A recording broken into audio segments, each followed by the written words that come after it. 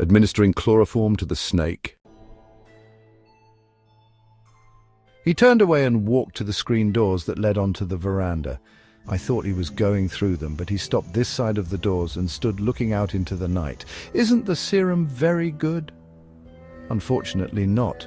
It might save him. It might not. I'm trying to think of something else to do."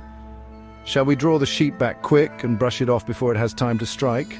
"Never. We are not entitled to take a risk. We can't very well leave him lying there. He's getting nervous. Please, please, not so fast, please. This is not a matter to rush into bald-headed." He wiped his forehead with his handkerchief and stood there frowning, nibbling his lip. "You see, there is a way to do this. You know what we must do. We must administer an anesthetic to the creature where it lies. It was a splendid idea. It is not safe because a snake is cold-blooded and anesthetic does not work so well or so quick with such animals. But it is better than any other thing to do. We could use ether, chloroform. Which shall we use? Chloroform, ordinary chloroform, that is best. Now quick." He took my arm and pulled me towards the balcony. "Drive to my house. By the time you get there, I will have waked up my boy on the telephone and he will show you my poisons cupboard. Here is the key of the cupboard. Take a bottle of chloroform. It has an orange label and the name is printed on it. I stay here in case anything happens. Be quick now, hurry. No, you don't need your shoes." I drove fast, and in about 15 minutes I was back with a bottle of chloroform. Ganderbai came out of Harry's room and met me in the hall. "You got it? Good, good. I just been telling him what we're going to do, but now we must hurry. It is not easy for him in there like that all this time. I'm afraid he might move." He went back to the bedroom and I followed, carrying the bottle carefully with both hands. Harry was lying on the bed in precisely the same position as before, with the sweat pouring down his cheeks. His face was white and wet. He turned his eyes towards me and I smiled at him and nodded confidently. He continued to look at me. I raised my thumb, giving him the OK signal. He closed his eyes. Ganderbai was squatting down by the bed, and on the floor beside him was the hollow rubber tube that he had previously used as a tourniquet, and he'd got a small paper funnel fitted into one end of the tube. He began to pull a little piece of the sheet out from under the mattress. He was working directly in line with Harry's stomach, about 18 inches from it, and I watched his fingers as they tugged gently at the edge of the sheet. He worked so slowly it was almost impossible to discern any movement either in his fingers or in the sheet that was being pulled.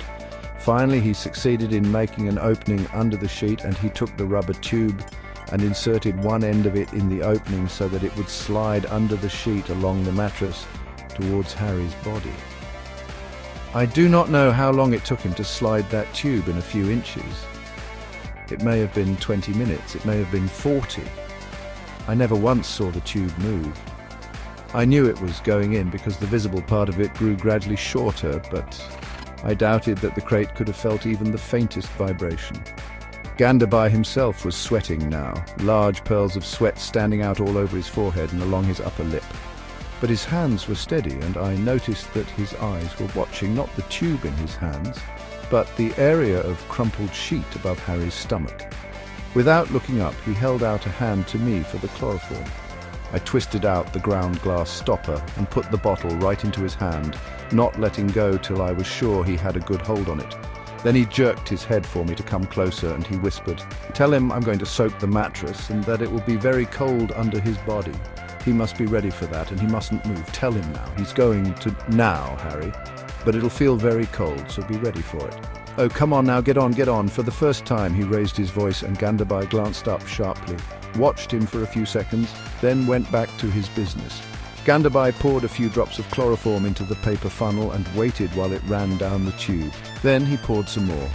Then he waited again, and the heavy, sickening smell of chloroform spread out over the room, bringing with it faint, unpleasant memories of white-coated nurses and white surgeons standing in a white room around a long white table. Ganderbai was pouring steadily now, and I could see the heavy vapor of the chloroform swirling slowly like smoke above the paper funnel.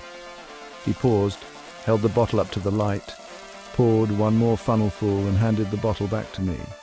Slowly, he drew out the rubber tube from under the sheet. Then he stood up. The strain of inserting the tube and pouring the chloroform must have been great. And I recollect that when Ganderbai turned and whispered to me, his voice was small and tired. We'll give it 15 minutes just to be safe. We're going to give it 15 minutes just to be safe. But it's probably done for already. Then why, for goodness sake, don't you look and see? Again he spoke loudly, and Gandabai sprang round, his small brown face suddenly very angry. He had almost pure black eyes, and he stared at Harry, and Harry's smiling muscles started to twitch. I took my handkerchief and wiped his wet face, trying to stroke his forehead a little for comfort as I did so. Then we stood and waited beside the bed, Gandabai watching Harry's face all the time in a curious, intense manner. The little Indian was concentrating all his willpower on keeping Harry quiet. He never once took his eyes from the patient, and although he made no sound, he seemed somehow to be shouting at him all the time, saying, "Now listen, you've got to listen. You're not going to go spoiling this now. Do you hear me?"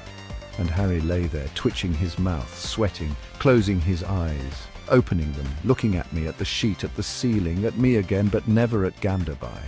Yet somehow Gandabai was holding him. The smell of chloroform was oppressive, and it made me feel sick, but I couldn't leave the room now. I had the feeling someone was blowing up a huge balloon, and I could see it was going to burst, but I couldn't look away. At length Gandabai turned and nodded, and I knew he was ready to proceed. "You go over to the other side of the bed. We will each take one side of the sheet and draw it back together, but very slowly, please, and very quietly. Keep still now, Harry." I went around to the other side of the bed and took hold of the sheet. Gandabai stood opposite me, and together we began to draw back the sheet, lifting it up clear of Harry's body, taking it back very slowly, both of us standing well away, but at the same time bending forward, trying to peer underneath it. The smell of chloroform was awful. I remember trying to hold my breath, and when I couldn't do that any longer, I tried to breathe shallow so the stuff wouldn't get into my lungs. The whole of Harry's chest was visible now, or rather the striped pajama top which covered it. And then I saw the white cord of his pajama trousers, neatly tied in a bow. A little farther, and I saw a button, a mother-of-pearl button. And that was something I had never had on my pajamas, a fly button, let alone a mother-of-pearl one. This Harry, I thought, he is very refined. It is odd how one sometimes has frivolous thoughts at exciting moments, and I distinctly remember thinking about Harry being very refined when I saw that button. Apart from the button, there was nothing on his stomach. We pulled the sheet back faster then, and when we had uncovered his legs and feet, we let the sheet drop over the end of the bed onto the floor. Don't move, Mr. Pope." He began to peer around along the side of Harry's body and under his legs. "You must be careful, it may be anywhere. It could be up the leg of his pajamas." When Gandabai said this, Harry quickly raised his head from the pillow and looked down at his legs. It was the first time he had moved. Then suddenly, he jumped up, stood on his bed and shook his legs one after the other violently in the air. At that moment we both thought he had been bitten, and Gandabai was already reaching down into his bag for a scalpel and a tourniquet when Harry ceased his caperings and stood still and looked at the mattress he was standing on and shouted, "It's not there!" Gandabai straightened up, and for a moment he too looked at the mattress. Then he looked up at Harry. Harry was all right. He hadn't been bitten, and now he wasn't going to get bitten, and he wasn't going to be killed, and everything was fine, but that didn't seem to make anyone feel any better. "Mr. Pope, you are, of course, quite sure you saw it in the first place. You don't think you might possibly have been dreaming, do you, Mr. Pope?" The way Gandabai was looking at Harry, I realized that the sarcasm was not seriously intended. He was only easing up a bit after the strain. Harry stood on his bed in his striped pajamas, glaring at Gandabai, and the colour began to spread out over his cheeks. "Are you telling me I'm a liar?" Gandabai remained absolutely still, watching Harry. Harry took a pace forward on the bed, and there was a shining look in his eyes. "Why, you dirty little Hindu sewer rat, shut up, Harry! You dirty black... Harry, shut up, Harry!" It was terrible, the things he was saying. Gandabai went out of the room, as though neither of us was there, and I followed him and put my arm around his shoulder as he walked across the hall and out onto the balcony. "Don't you listen to Harry. This thing's made him so he doesn't know what he's saying." We went down the steps from the balcony to the drive, and across the drive in the darkness to where his old Morris car was parked. He opened the door and got in. "You did a wonderful job. Thank you so very much for coming. All he needs is a good holiday," he said quietly without looking at me. Then he started the engine and drove off.